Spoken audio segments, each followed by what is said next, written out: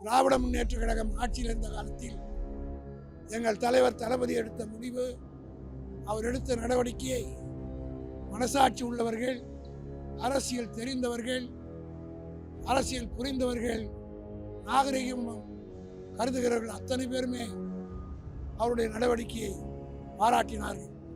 இவர் விஜயை போல 41 பேர் செத்த போது முகமூடியோடு முகத்தை மூடிக்கொண்டு விமானத்தில் வந்து ஓடி போய் ஒளிந்து கொண்டவர் விஜய் என்பது பழைய ஃப்ளாஷ்பேக் நீங்களாம் போட்டு காட்டும். விமான நிலையத்தில் அவர் எப்படி ஓடினார்.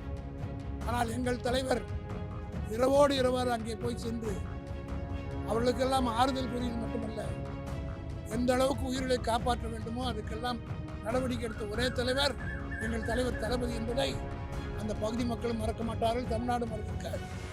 இதிலே முதல் குற்றியாக இன்னைக்கு நேற்றைக்கு பேசிய ஆதவர்ஜுனா, அதில் அக்யூஸ் நம்பர் 2 ஒரு அக்யூஸ்டாக இருக்கக்கூடிய ஆதவர்ஜுனா நேற்றைக்கு சட்டம் தெரியாமல், நீதிமன்ற நடவடிக்கைகள் புரிந்து கொள்ளாமல், சுப்ரீம் கோர்ட் என்ன சொன்னது, அந்த வழக்கை ஓய்வு பெற்ற ஒரு சுப்ரீம் கோர்ட் நீதிபதியுடைய தலைமையில் விசாரணை நடந்து கொண்டிருக்கு. அந்த விசாரணையை கெடுக்கிற வகையில் நேற்றைய தினம் பேசியிருக்கிறார். ஆகவே இது குறித்து சட்ட ரீதியான நடவடிக்கை எடுப்பதற்காக திராவிட முன்னேற்ற கழகத்தின் சார்பில் உச்சநீதிமன்றத்தில் திமுகவுடைய அமைப்பு செயலாளர் முறையில் நான் இன்ட்ரீட் பெட்டிஷன் இன்றைக்கு தாக்கல் செய்ய போகிறேன். அதே போல ஆதவர்ஜுனா மீது கண்டெம்ட் ப்ரொசீடிங்ஸ் எடுப்பதற்கும் உச்சநீதிமன்றத்திலே மனு தாக்கல் செய்ய இருக்கிறோம். இப்படியே இந்த ஆதவர்ஜுனாவுடைய ஆட்டத்துக்கு ஒரு எல்லையே இல்லாமல் போது அவர் யார் என்பது நாட்டுக்கு தெரியும். ஆச்சி மசாலா எந்த சமையலும் ருசி தேடும் ரகசியம் 20 ரூபாய். சிடாசிஸ் தமிழர் 4.0 அணிகளாய் திரள்வோம், அமைப்பாய் உயர்வோம். ஜூலை 24-25 ஹில்டன், சென்னை. நேற்றைய தினம் ஆதவர்ஜுனா என்கிற அமைச்சர் மிக கீழ்த்தரமாகவும் கேவலமாகவும் அவருடைய கட்சியிலே இணைந்த அதிமுகவை சேர்ந்த 2 அமைச்சருடைய இணைப்பு விழாவிலே பேசியிருக்கிறார். அவர் பொறுப்பற்ற முறையிலே பேசியது மட்டுமல்ல,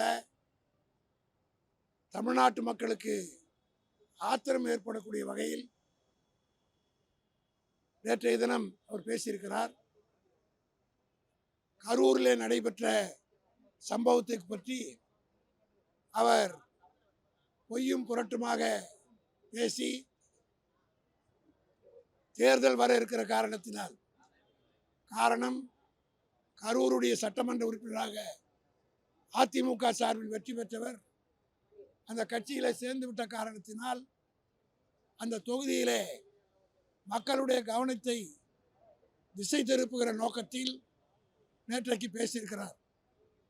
கரூரிலே நடைபெற்ற அந்த சம்பவம் தமிழ்நாட்டிலே திராவிட முன்னேற்ற கழகம் ஆட்சியில் இருந்த காலத்தில் எங்கள் தலைவர் தளபதி எடுத்த முடிவு, அவர் எடுத்த நடவடிக்கையை மனசாட்சி உள்ளவர்கள், அரசியல் தெரிந்தவர்கள், அரசியல் புரிந்தவர்கள், நாகரிகம் கருதுகிறவர்கள் அத்தனை பேருமே அவருடைய நடவடிக்கையை பாராட்டினார்கள்.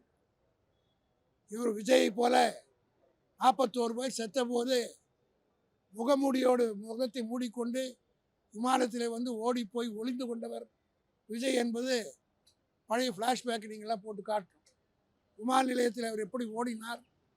ஆனால் எங்கள் தலைவர் இரவோடு இரவாறு அங்கே போய் சென்று அவர்களுக்கெல்லாம் ஆறுதல் கூறியது மட்டுமல்ல, எந்த அளவுக்கு உயிர்களை காப்பாற்ற வேண்டுமோ அதுக்கெல்லாம் நடவடிக்கை எடுத்த ஒரே தலைவர் எங்கள் தலைவர் தளபதி என்பதை அந்த பகுதி மக்களும் மறக்க மாட்டார்கள், தமிழ்நாடு மறந்திருக்கார். ஆனால் இதில் இந்த வழக்கை விசாரிப்பதற்கு அன்றைக்கு நேர்மையாக எங்கள் தலைவர் எஸ்ஐடி நியமித்து விசாரணையை நடத்துவதற்கு ஏற்பாடெல்லாம் செய்து விசாரணை நடைபெற்று கொண்டிருந்த நேரத்திலே தான் இவர்களே தமிழ்நாடு காவல்துறை மீது நம்பிக்கை இல்லை என்று சொல்லி நாங்கள் நியமித்த அதே அதிகாரி தான், எந்த அதிகாரி விட்டு நாங்கள் எஸ்ஐடியை விசாரணைக்க போட்டோமோ, உத்தரவு போட்டோமோ, அதே அதிகாரியை தான் விஜய் இன்றைக்கு இன்டெலிஜென்ஸ் அதிகாரியாக போட்டிருக்கார். ஆக நடுநிலையோடு கடந்த காலத்தில் திமுக ஆட்சியில் நடந்து கொண்டார்கள் என்பதற்கு இதைவிட எடுத்துக்காட்டு வேறு ஒன்றும் தேவையில்லை. எந்த அதிகாரியை இன்டெலிஜென்ஸ் என்பது காவல்துறையிலே மிக மிக முக்கியமான ஒரு இடம்.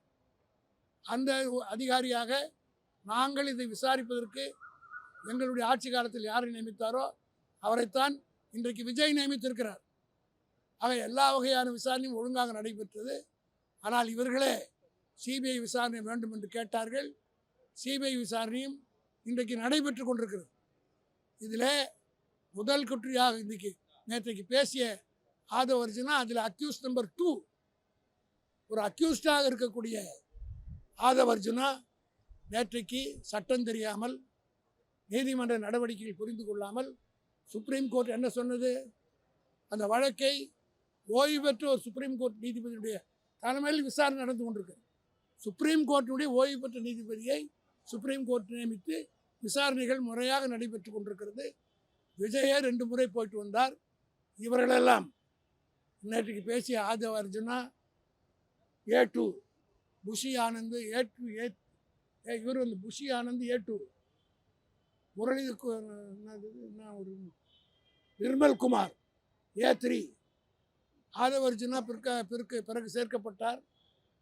ஜெகதீஷ் பழனிசாமி, அதாவது அவருடைய இன்றைக்கு இருக்கக்கூடிய விஜயனுடைய பொலிட்டிக்கல் அட்வைசராக அவர் வைத்திருக்கிற பிரைவேட் செக்ரட்டரியாக வச்சுருக்கார். இவர்களெல்லாம் அக்யூஸ்டாக போடப்பட்டது.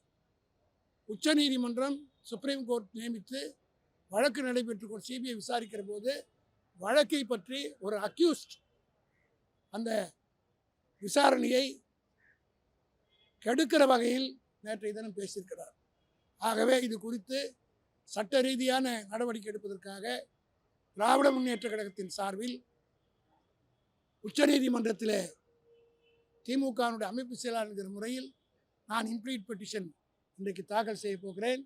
அதே போல் ஆதவ அர்ஜுனா மீது கண்டெம்ப்ட் ப்ரொசீடிங்ஸ் எடுப்பதற்கும் உச்சநீதிமன்றத்திலே மனு தாக்கல் செய்ய இருக்கிறோம்.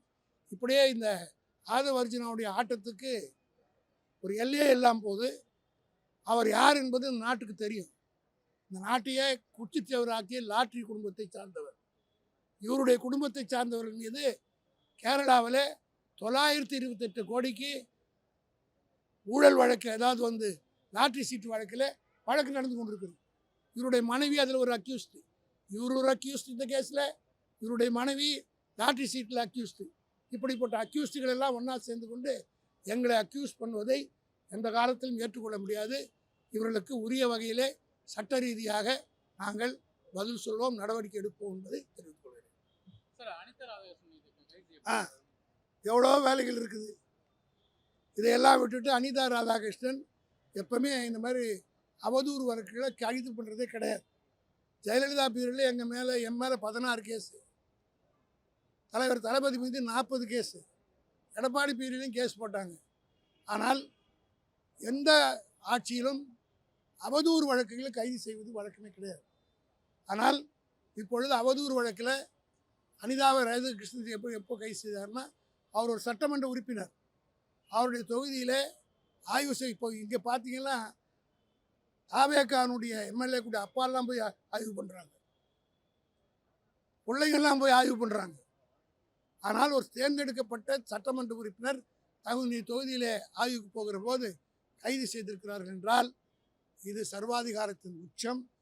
இதை நிச்சயமாக சட்ட ரீதியாக நாங்கள் சந்திப்போம். நீதிமன்றம் எங்களுக்கு எப்போதும் கைவிடாது.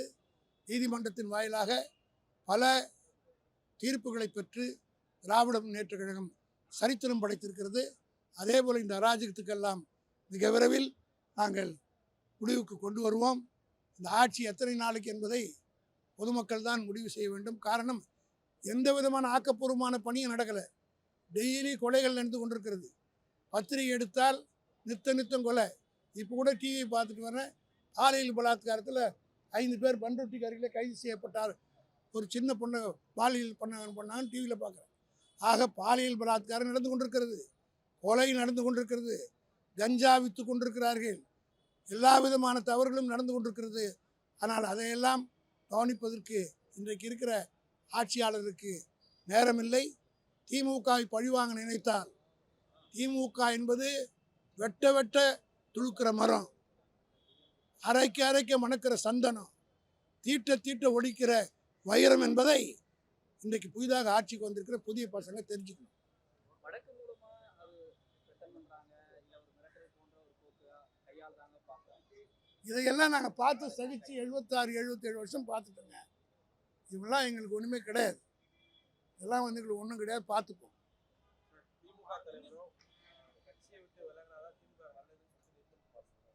அவர் யார் அவர் சொல்றது? அவர் போல பல கட்சிக்கு போயிட்டு வந்தவர்ல எங்கள் தலைவர்.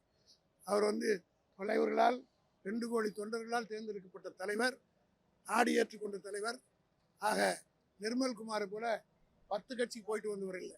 இன்னும் 8 கட்சி. இந்த ஒன்று மாத்திரம் சொல்கிறேன், தெருவில் இருக்கிறதெல்லாம் கொண்டாந்து குப்பை மாதிரி வாழ்ந்து கொண்டாந்து மொத்தமாக வச்சுட்டு லாரியில் ஏற்றிட்டு போவாங்க.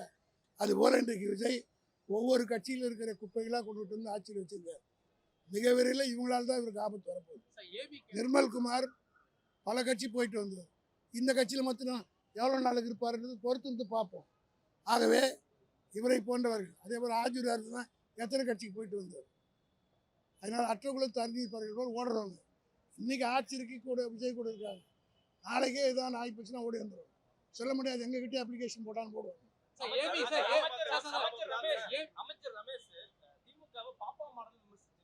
அவர் ரமேஷ் யாருன்னா, நீங்கள் SRMல போய் கேளுங்க. அவர் அங்கே வேலை செஞ்ச போது என்ன செஞ்சுட்டு வந்தார், நாங்கள் என்ன சொன்னார், அவர் எதுக்காக சொன்னார்? பாப்பா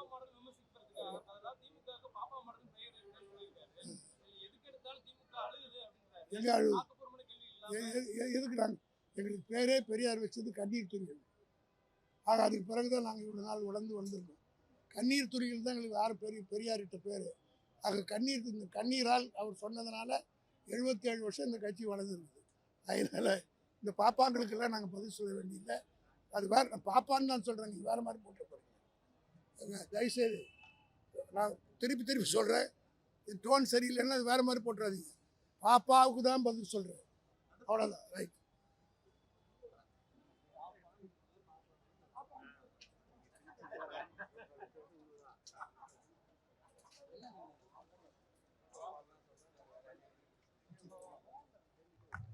ஆச்சி மசாலா. எந்த சமையலும் ருசி தேடும் ரகசியம் 20 ரூபாய்.